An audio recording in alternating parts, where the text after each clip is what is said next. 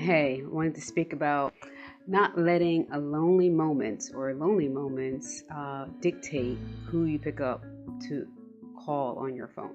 All right. It's so easy when you're feeling like alone or you're feeling hopeless or you're losing like your motivation to go through the motions and just like fight past that down pulling feeling that you're having and go to someone who you may not even want to talk to. Okay. Picking up and channeling a conversation with a person that may actually be more harmful than good because you've already had the experiences to this person. You already went through the motions. You already had um, some reasoning to say, all right, this isn't exactly the best thing. Okay. Now, I'm Keisha Martin. If you haven't subscribed to my channel or if this is your first time, subscribe. I am me being me, helping you be a better version of you. So I spiritually coach and do energy healing work to help with that. Now, with this situation, when you are feeling alone or you're feeling like I don't have a will to do something anymore, now is a time for you to buckle down more within yourself. Okay. Picking up the phone to call something you already know how things may turn out in the long run. For example, like say it's a lonely Friday night or Saturday night and you feel like, oh, everybody else is going out on a date or they're doing something, then maybe I should pick up and call this person, even though I know I don't want anything with that person, but maybe they can take me out on a date. Um, it may not even be worth your time, honestly. You have to find what's best for you. Okay. Another case scenario might be maybe you have a trip to go on, or there's a function that you want to go with someone else. But you don't want to go by yourself, so you want to go with somebody. Um, then you call certain thing, call certain people, or you try to rally the crowd and maybe nobody's on board, so now you don't want to go because you fear going by yourself. All right.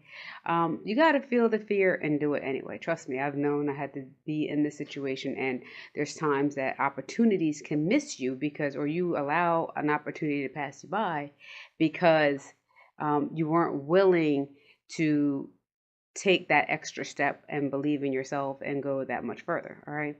Um, Here's the downfall when you're feeling negative. Okay. When you're feeling negative, it's easy for you to do all the things to make you feel kind of happy right now that aren't beneficial for you overall. For example, you might start drinking, or you might start smoking weed, or you might go do something that will give you that little quick fix for that moment.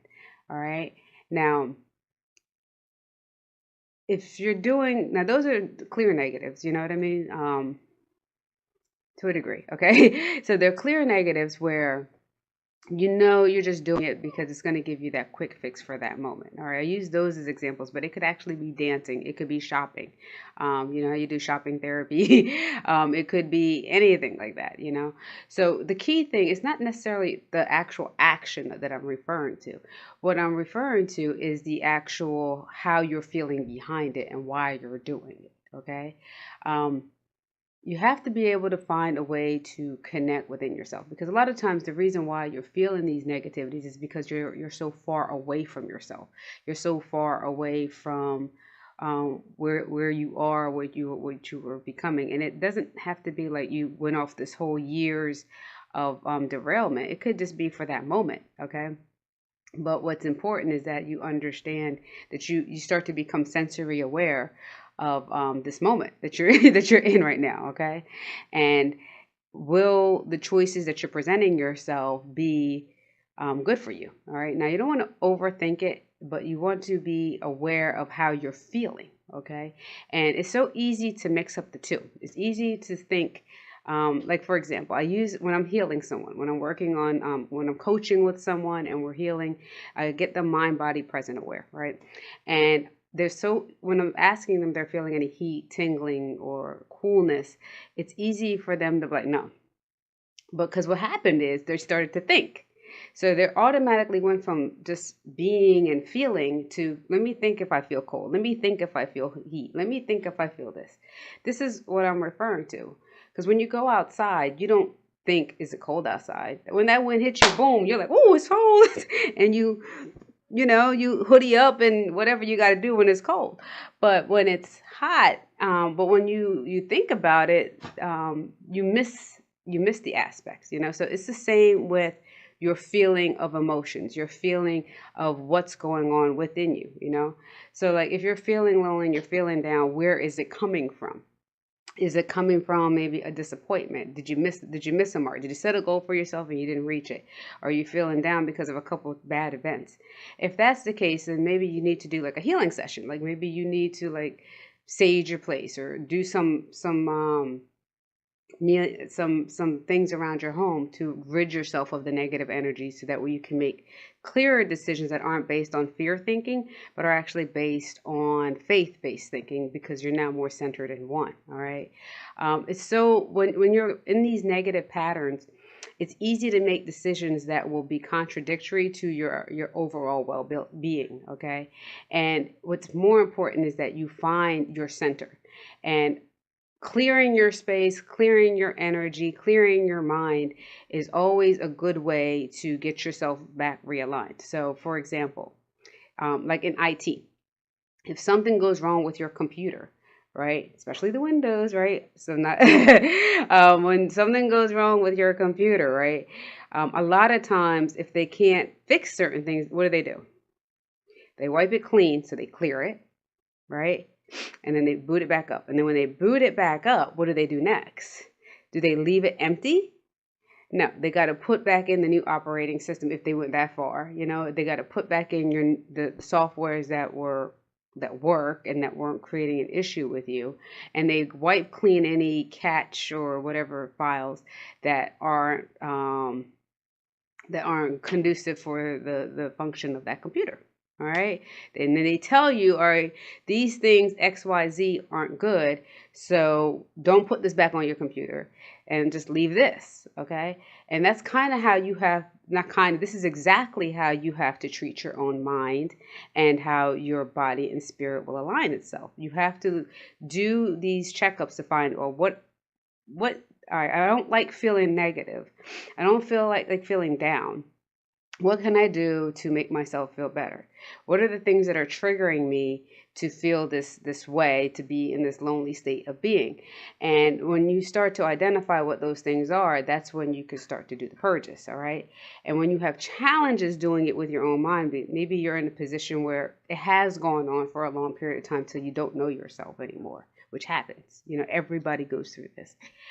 Then you might need to clear your space. You might need to start saging, or you need to do some balancing, or maybe some spiritual baths, whatever the case may be, to actually get yourself out of these mental blocks, because these mental blocks will rob you of so many opportunities.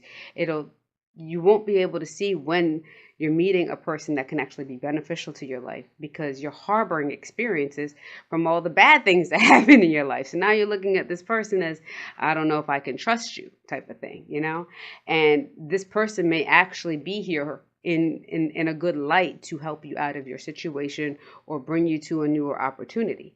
The key is knowing what mindset you're in when you're being evolved, or when you're coming into new situations. Now, when you're down in this, so when you're down and you're not feeling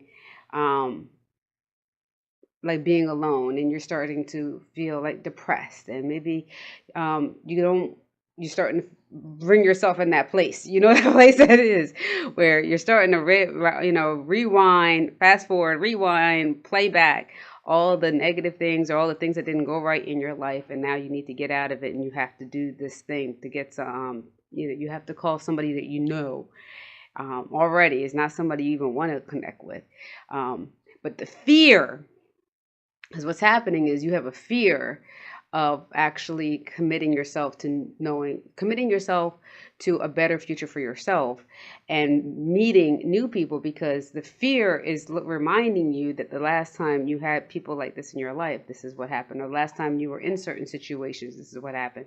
So now you have a fear of actually connecting newly with different people. So this is a sign that you probably need to spend time by yourself. Not even probably, you should spend some time by yourself. Do some clearing. Disconnect from what is negative in your life, that clearing of the computer, right? And reassessing what's actually great in your life, and then start doing some gratitude, okay? When you do this, then you'll find the right answers. You'll find and you'll feel more confident that you can go to this event by yourself. You might be nervous. That's completely natural. You might be like, oh my God, I don't know. But at the same time, the times I've gone out by myself and I've met wonderful people, made new connections. I had a better experience than probably having a negative Nancy next to me, trotting with me in a situation, trotting with me, reminding me of how all the things can go wrong in my life, or maybe we shouldn't trust this, maybe we shouldn't trust that, maybe you shouldn't do this, maybe you shouldn't do that. And then it trapped those type of thought patterns. You don't need it when you're trying something new, especially when it's your baby, when it's something new that will excite your soul. Maybe it's not something business-wise, but it's just something for fun. And it's something new that you've never done. But this one fun thing is the one thing that can trigger you into something wonderful later. You know what I mean?